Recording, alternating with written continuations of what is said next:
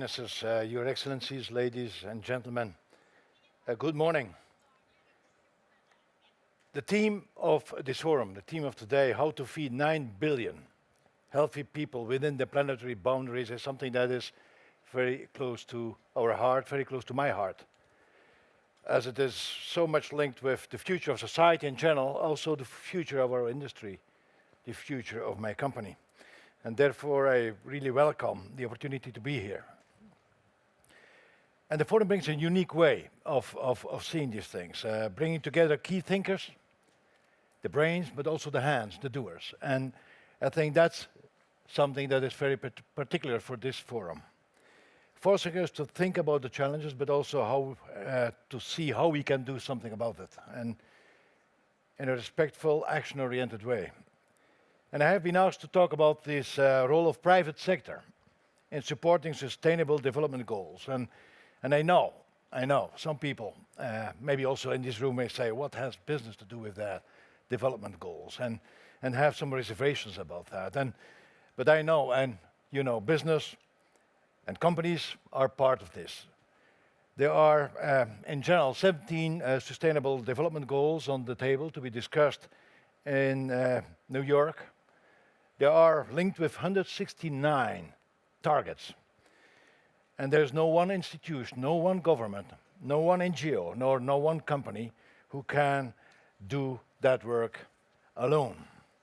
I'm convinced that the private sector can bring expertise, experience, resources, solutions, research and development, focus to help drive these agendas. And it is obvious to me, and it is actually my conviction, that the private sector, companies, and more specifically a company like Nestlé, are involved, should be involved, and should take up their responsibility.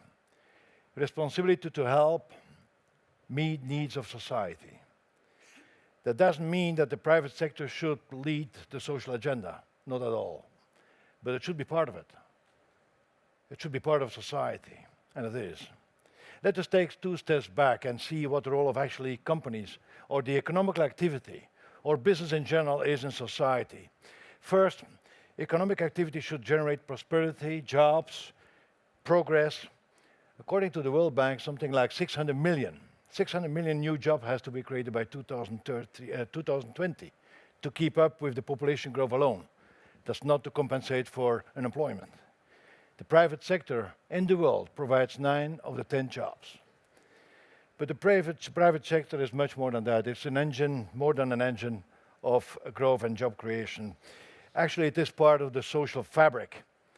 In Nestlé, we fundamentally believe that for a business, for a company to be successful in society, it has to create value, be successful, create value for shareholders, but at the same time, in everything it does, it should create also value for society. It should create shared value, we call it. And that's something fundamental. Economical activity is only successful over time. It's only successful over time if it creates also value for society at large. And that is linked with concepts like long-term thinking. Long-term thinking against short-term thinking. It is linked with this fundamental belief that our activity, economic activity, should frame by principles and values based on respect for future generations, respect for other ways of seeing things, diversity, respect for society at large, respect for nature, environment. And respect is the fundamental word of our values at Nestlé. And today, in relation to food and nutrition, we know the staggering numbers. Just over 800 million people chronically undernourished. 2 billion people, vitamin and mineral deficiencies. Over 600 million people, obesity globally. Nearly 40% of adults are overweight. And there are many significant pressure points on the food chain.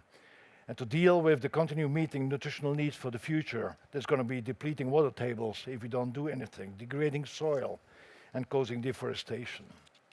We know the numbers. And taking them requires action, the right action, decisive action, coordinated action, but something very special, also consistency over time. It's not a project. This is a way of living we're going to have to install. And that is what the Sustainable Development Goals are all about. They will guide and frame us. They will drive us all in the same direction, towards common agendas, agendas for a better world. And as a consequence, we at Nestlé have to ask ourselves, how can a company like ours contribute especially and specifically on these goals? And it should be clear that we are involved in many areas, and we should look at the creating shared value dimension where we intersect by the nature of our activity with society at large. And that is what we call creating shared value. We can intersect on nutrition clearly. We're a food and beverage company. Nutrition, but how nutrients are linked with health. We can intersect with water because it's part of our raw materials. We need water to process. Rural development, we have 470 factories in the world, normally in rural areas, connected with 750,000 farmers directly and millions indirectly. Environmental sustainability, definitely linked with our activities too. Why? Because that's where we intersect, intersect with society intensively. That's where we have our people, 340,000 people are intersecting with society on these levels. We can make a difference. And we are investing in R&D, looking for solutions and technologies so that we can be successful as a company, and yet at the same time adding value to society. And we have actually quite a few commitments, and we have publicized them. We have 38 commitments are linked with these: nutrition, water, rural development, environmental sustainability. And we make them public. And they're not, we want to have in 20, 30 years' time so many things or KPIs. They're in the next 2, 3 years, measurable commitments. So these were our commitments internally. We just share them. We don't want to hide from our responsibilities. Just a few examples how we can create value, shared value on nutrition.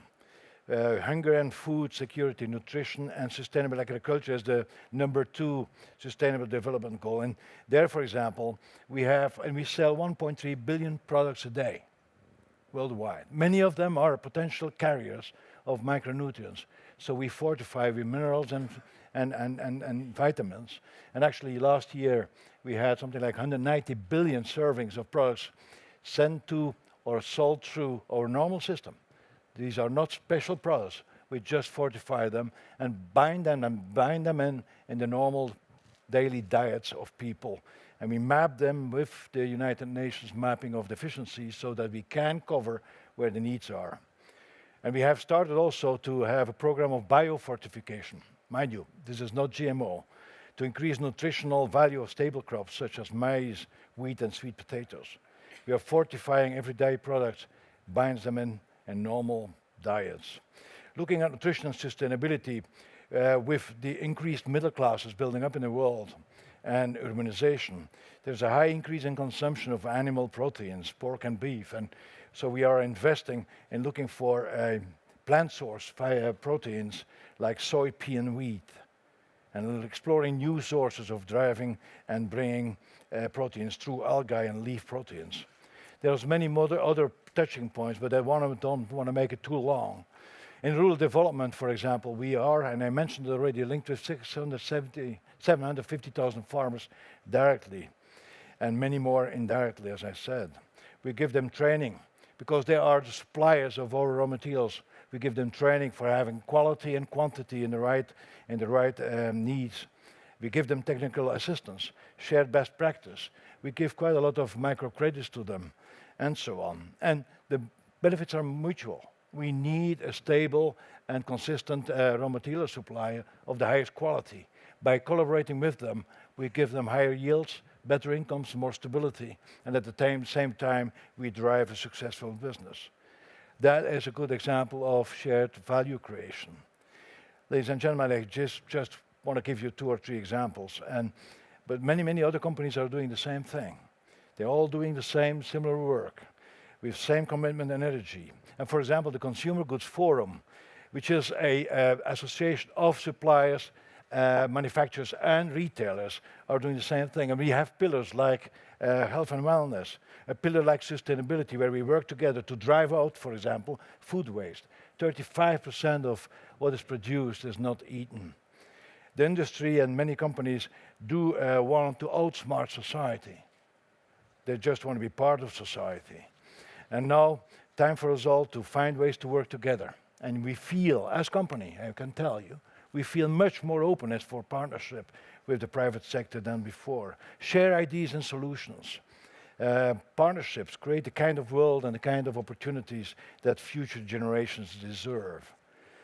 The cornerstone of this is transparency, trust, is respect, a shared sense of purpose for a better world. And for me, it is this physical presence of companies.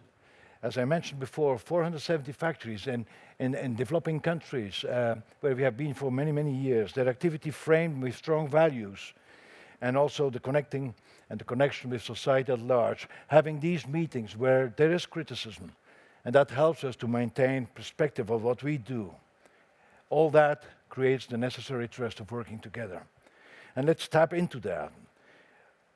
Our global scope as a company, for example, our implementation capacity, our R&D, our innovation drive, our efficiency and execution. Each of us has to ask himself, are we part of the problem, or do we want to be part of the solution? And I think it's clear, we should be part of the solution. That's how I see and drive my company. We have to speak up, not out of convenience, but out of conviction. And that is my firm conviction. Thank you very much.